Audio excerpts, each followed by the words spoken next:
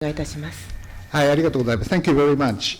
Let's move to the question and answer sessions. We have 30 minutes or so to go, so make brief, your question as brief as possible, and also identify yourself.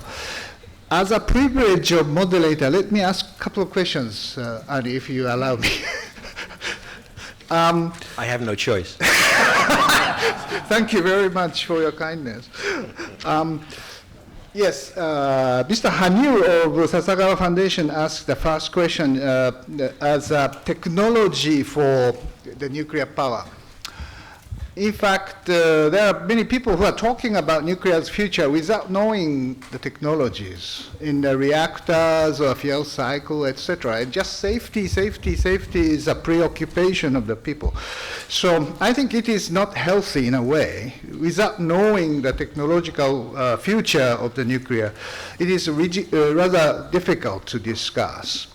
And I understand that, as you say, the concern about technology in the safety side as well as proliferation side, resistant technologies readily available. I understand that Department of Energy's Algon National Laboratory has certainly, spent quite a long time for the new technologies of reactors like integral fast reactor or pyroprocessing. And Korea is now trying to do it there. And small modular reactor is certainly one of the promising future of the nuclear technology. So what, as a nuclear scientist and physicist, what do you think about the US policy on the future of these fuel cycle nuclear, advanced nuclear technologies? Because I fully understand that US has a luxury of shale revolution. You have plenty of oil and gas cheap. Why we bother about nuclear and just keep the spent fuel in a dry cask for 50 years, 60 years, and let's think about the technology in between. Unfortunately, Japan or Korea do not have that luxury. So, as a technology leader, US, if you don't do that, somebody else may get into this new technology. I think US should show the clear leadership of the nuclear technology of the future. Otherwise, you may lose this kind of leadership role. What do you think? Well, that's a fairly complex question. Let me make a number of comments. First of all, as I said, we are committed, the President is committed to this all of the above strategy. And the reason is not just because we want to spread our technology efforts over all options, but we believe that the solution ultimately for the low carbon world will not be the same technologies everywhere. Different countries and different regions within our country have very, very different conditions and very, very different energy resources. So, for example, today we have 4 new nuclear power plants being built in Georgia and South Carolina, in our southeast. Well, you know what? The southeast is terrible, for example, for wind resources, as one example. Now, in addition, there are regulatory structures that are more favorable in that case. But on the other hand, concentrated solar thermal is terrific for Arizona and parts of California. So we believe that the market will determine the mix of technologies, and that market is not just some monolithic global market. It's very regionally structured, even within the United States. I see. So that's one point. Secondly, in that we all know, and we've said it many times today already, that we have an abundance of inexpensive natural gas. I will just note that if I go back again to my previous life, and at MIT we produced this large study called The Future of Natural Gas. I think you've read it. Yes. I might say that when we started the project, we asked the question, is natural gas part of the solution or part of the problem of addressing climate change. And after doing the study, we concluded that the answer was yes. Namely, as we start down the path to very low carbon, natural gas is part of the solution. Because, and we are seeing that in front of our eyes, actually as the markets have driven natural gas to substitute for coal and therefore decrease carbon emissions. In fact, I did not say this earlier, I'll take the advantage of saying it now, that in 2009, President Obama committed to a 17% reduction of carbon emissions relative to the 2005 baseline to be accomplished by 2020. And today, from 2009 to 2013, we are halfway to that goal. And half of that has come from natural gas substituting for coal. However, if we run the movie forward, you can pick your time frame, 20 years, etc. Assuming that we are, in fact, continuing to clamp down on carbon emissions, eventually, natural gas without CCS will also be too carbon intensive. So we're going to need to make a transition to really essentially zero carbon sources. That could be coal or natural gas with CCS. Nuclear obviously is part of that, as are renewables, and of course efficiency is always in the game. So we believe this is an essential part of the technology mix.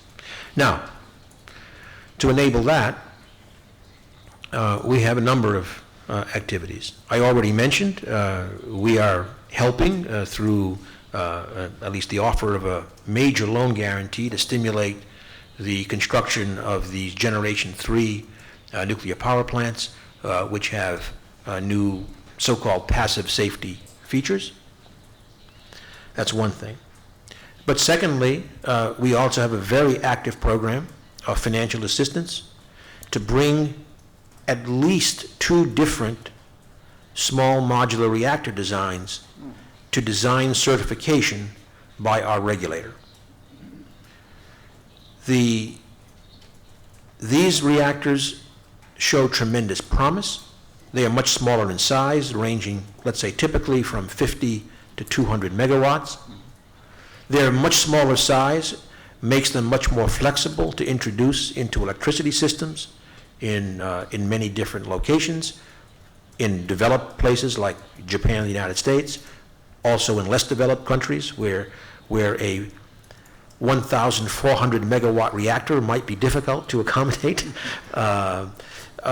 So we are moving that forward aggressively, but we also know, and I should have said, and these reactors, because of their size, can bring in even more good safety and security features. Yeah. But there's one unanswered question. When we build them, what will actually be their cost per kilowatt? Yeah. And we're not going to know that if we don't build them. Mm-hmm. So that's why we are supporting the licensing. This is almost $500 million we are providing for move that forward. That's another example. Mm-hmm. A third element, and you alluded to it briefly, is what do we do with the spent fuel? Yeah. Nuclear waste management. Mm-hmm. And here, again, the administration, following the recommendations of the Blue Ribbon Commission on America's Nuclear Future, a group that was put together by the Department of Energy at President Obama's direction, chaired by 2 very distinguished public servants, Lee Hamilton and Brent Scowcroft. I was a member of that commission, so of course I endorsed the recommendations. The administration has put forward a plan that would significantly change how we address nuclear waste management based upon those recommendations. We believe that's another part of getting the public confidence in nuclear power, that the public can see that there is a clear pathway to the disposition. The barriers are not scientific, but we need to exercise the process properly. And if there was one important recommendation of that report at a very high level, it was that our development of waste disposal facilities must be based on the consent of communities and states. And that's how we will address this. Thank you very much. Yes, this answer from Mali shows what a great person he is, knowledgeable about nuclear technology so much. And as a Secretary of Energy, I hope that the U.S. will lead certainly this future of nuclear technologies. Otherwise, simply safety discussion monopolize here and gives the future, decide the future of the nuclear is not healthy. I mean, we need nuclear power as for people, because that open up a very important option for the developing economies, etc. So thank you very much for a very clear and very precise and detailed answer for that. Let's open the floor to the let's say questions. Is there anybody there to ask? Oh my God. Oh yes, please. Yes, the front one, and then to the back, okay?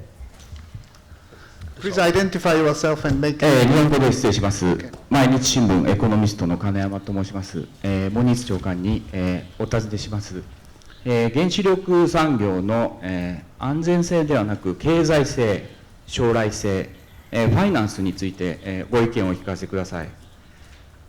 アメリカは、お話の通りシェールガス、大量の安い天然ガスが出たということで、例えばアメリカの発電会社エクセルの社長は、もう原発は終わりだ、これからガスの黄金時代だというふうに、発言しています。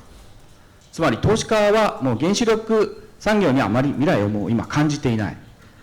次世代炉の開発は進めていると思いますが、原子力産業の未来、経済性にあまり価値を感じていないアメリカが、これからアメリカがその原子力産業を育成、技術の維持、研究開発を進めていく上で、どういう体制をその整備していくのか、具体的に言うとファイナンスですね。アメリカはもう国家債務がすぐ条件が来ちゃうんで、その国家債務でそれを引き受けることはできないと思うし、電気料金に負担するということは市民が許さないとなると、アメリカの原子力産業を支える、将来を支えるファイナンスは誰が引き受けるんでしょうか。これは日本にも、突きつけられている課題であるというふうに思ってまして、電気料金でも無理だし、税金にも限界があるんです。日本の原子力産業でも。その最大の課題を、本日長官どういうふうに解決すればいいというふうに思いますか。ご意見をお聞かせください。Okay. So the issue of the financial structure for nuclear power plants clearly is a very important one. First, you raised the issue of the United States and again the natural gas situation. There's no question that today, without getting into the complexities of how the prices are set in deregulated markets, the fact is that the lower natural gas prices have certainly diminished the cash flow to a number of the existing reactors, and there are many contributing factors. Not only natural gas prices, but let's just say that we have seen 5 existing reactors close for a variety of reasons. Among them is this question, especially the smaller nuclear reactors. Partly due to that. However, my focus certainly is on, and I think you turn to that, is really the future and the question of new power plants. First of all, I mentioned the loan guarantee that we have offered for these large nuclear reactor construction projects in Georgia.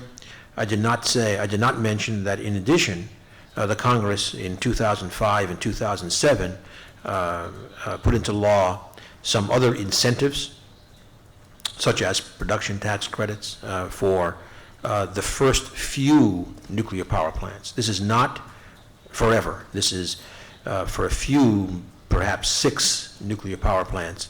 And the idea there was that especially, at least my interpretation, is especially given the urgency of finding out what our options are for low carbon, that essentially the investment of public resources to find out in a reasonably short time what will be the cost and schedule of building a nuclear power plant, to understand that for the vendors, for the utilities, and for the for Wall Street was very, very important, and that in fact provides motivation here.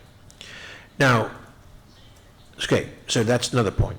Another point is that one can look at the capital cost of a nuclear power plant today, and you can use your favorite number.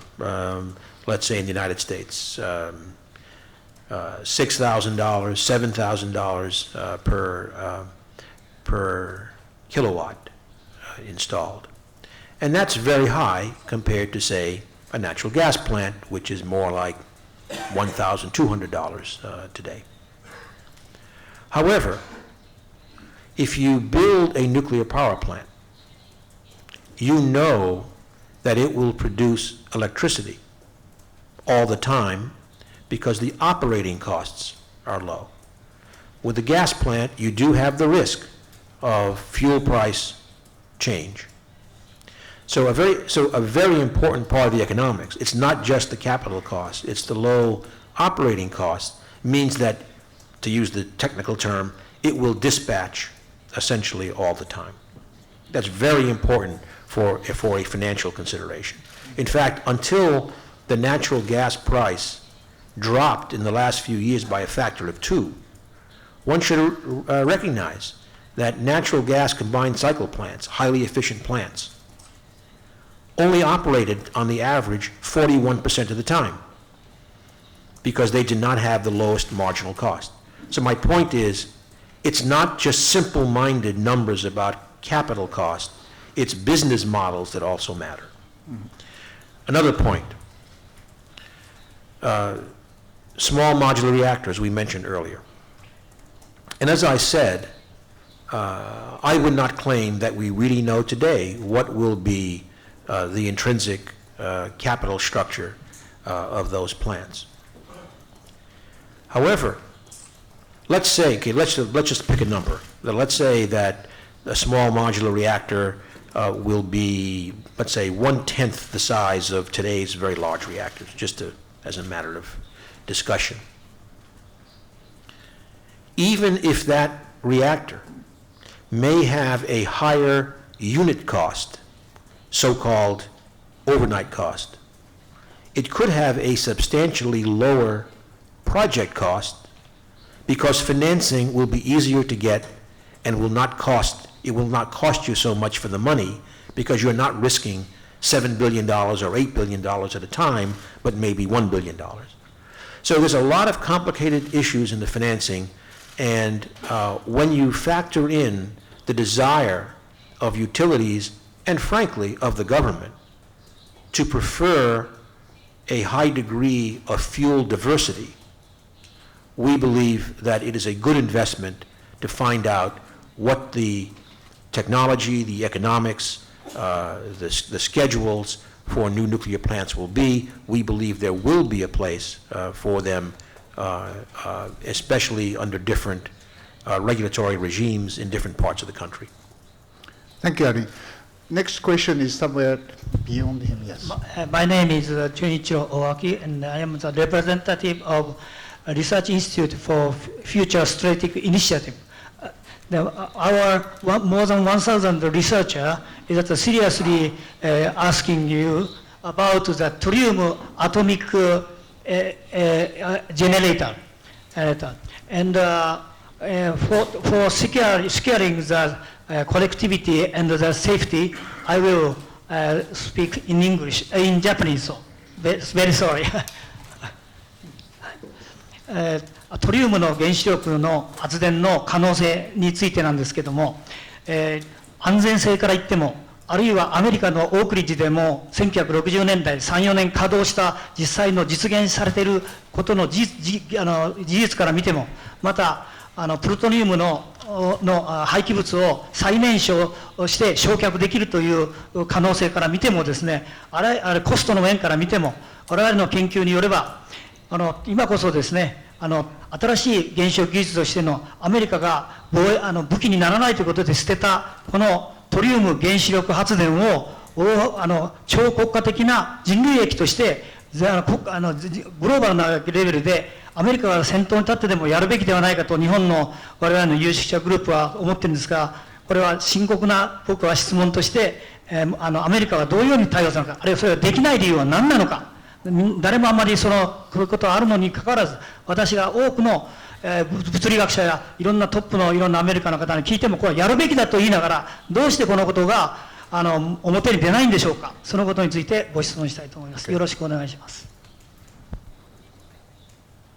I have to say, I'm not quite sure I understand. This is a fusion? Are you talking about a Thorium.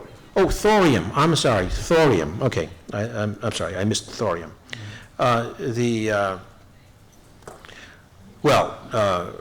For one reason is that.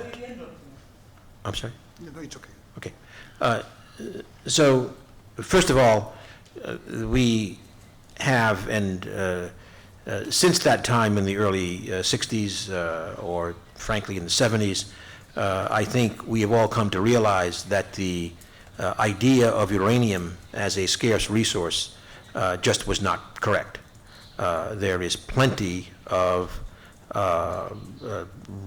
low to moderate cost uranium to satisfy the world's needs for the order of a century with any credible nuclear growth scenario. So the first thing is that we don't absolutely need thorium. I mean, a motivation there was we're going to run out of uranium. Well, we're not going to run out of uranium at reasonable cost. Secondly, the thorium reactor does have a number of positive characteristics in terms of safety operation, et cetera. However, to have a viable system based upon thorium requires reprocessing, because thorium, of course, is not itself a fissionable material, and you must run it with uranium-232, and when you do that, you actually have created weapons-usable material, in contrast to a uranium reactor where you inherently have uranium that is well below the threshold of enrichment for weapons material. Third, the thorium cycle with uranium-232 does have some difficulties of managing the fuel. I don't want to get technical, but it's a high energy gamma ray that comes in that cycle. But what I would say is principally it's the first two reasons. We certainly don't need it, and B, it would drive us to a recycling with weapons usable material. If you want even more, I won't do it, but I can tell you, I know about the Radkovsky cycle, which is a way of avoiding the weapons material, but then you make plutonium anyway. So anyway, so that's why it's not a high priority for us. Thank you very much. Any further questions? Any other questions? Yes. To the end and then front, okay? Thank you very much. This is the Masa Ota, senior writer with the Japanese Nationwide Wire Service Kyoto News. Secretary Moniz, I would like to ask you a view of the current Japanese fuel cycle policy. You emphasize the importance of the balance between separated plutonium and the consumption of them. Before Fukushima accident, and we assumed that the 16 to 18 reactors could consume this plutonium. We had separated the plutonium 44 metric ton already, and also construction is going on in our model of Casio for a future facility of the reprocessing which could be operative sometimes early in the next year if it passed the new safety standard. So what's the assessment of the current policy of the Japanese government on the fuel cycle policy? Thank you very much, sir. Well, I think you've actually more or less summarized it. That first of all, we completely agree that it is very, very important that first of all, the policy we believe is the correct one. That if one is going to operate plutonium separation facilities, then it's very important to stay in balance and not accumulate extra stocks. Of course, you mentioned Japan stock, but I would just note that in the world, because of the imbalance that has been caused by the ideas of using a lot of MOX fuel and then not actually using it, the world stored separated plutonium is approximately 250 tons, which of course dwarfs the IAEA's so-called critical quantity of 9 kilograms. So we really need to keep that balance. Now, so we understood, as you said, Japan had a plan. It would be operating lots of nuclear reactors, and one would maintain a balance. All we're saying now is that until the issues are resolved and there are sufficient nuclear power plants operating to consume the MOX, that we are looking to the plans from Japan that keep that policy in place. So I think it's all a question of matching supply and demand. Mm-hmm. Thank you very much. I think there's... I'm sorry, let me just add, of course, that, again, Japan, I think it's really critical. Japan has, of course, a terrific and well-earned reputation for its non-proliferation policies and support, and we think that not getting into this kind of big imbalance situation is very important also to maintain that position. Thank you very much for clarification. The lady at the end. Yeah. My name is Hakima Bathawi from the Royal Embassy of Saudi Arabia. Thank you very much for today's lecture, Mr. Secretary Moniz. My question is, during your lecture, you talked about reducing oil consumption for security reasons. So I would like to know the impact of this reduction on oil-producing countries. Thank you very much. Well, presumably the impact would be less oil demand. Now, clearly, oil demand, or the demand for oil certainly is projected to increase overall when you include developing economies, and of course, nobody well, maybe I shouldn't say nobody. Most people, at least, including myself, do not expect oil requirements to magically go away. Oil remains, or oil-derived fuels remain too important for transportation, in particular, to have that happen. However, if we look at the United States, as you know, our oil production has dramatically increased in the last years. In fact, every year of President Obama's term has had an increase in domestic oil production, and that's for the first time in a very, very long time.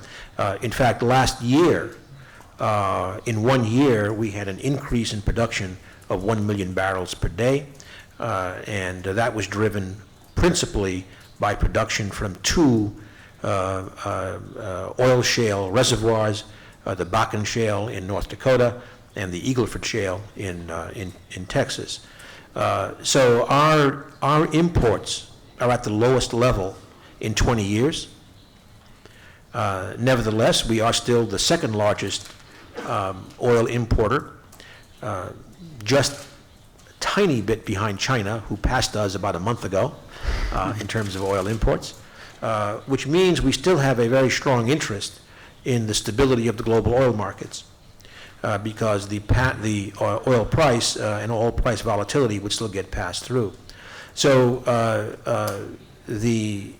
so our view is that it is to our benefit for a variety of reasons, including economics, including balance of trade, that we in fact continue to work at minimizing our oil dependence, even as we produce more oil domestically. Thank you. Yeah, in the long term, I think your very stringent field standard will certainly save a lot of possible oil demand, and that contributes to your energy independence. And half of not only the shale production, but this is also makes a huge difference. But anyway. Yes, in fact, let me just add to that, Nobuo, that that I said earlier that about half of our carbon reductions in the last 5 years have come from natural gas substitution for coal, and half of the remainder, roughly, has come from the increasing efficiency of our vehicles. The lady, I think, there is raising hands. Thank you very much. My name is Warif Halabi. I am the charge d'affaires of the Syrian Arab Republic. And in fact, I want to ask Secretary Moniz about his speech with regard to that the U.S. and Japan share the same concern with regard to non-proliferation of the nuclear weapon. I want to ask, in fact, if there is any new policy with regard to this, while the Syrian Arab Republic, as you know, more than 10 years ago, when we were a member at the Security Council, we put a resolution on to have the Middle East area, free zone area of all kinds of destruction weapons. And at that time, the United States actually hindered the adoption of such resolution at the Security Council. We are wondering if there is, of course, we all know the reason, because also Israel in our area and they have a nuclear weapon. Is there any new policy with regard to this? Because always this attempt, Arab countries always attempt, and also all the countries in our area to continue implementing or to adopt such this resolution at the Security Council, or to have also a resolution for this matter in our area. So we expect, while it is very important also this issue with regard to climate change and to address this important subject, to deal also with this this issue in our area. Thank you. Well, there's certainly no change that we believe that there are a whole set of complex issues to be resolved in that area, and they will probably be part of a greater discussion.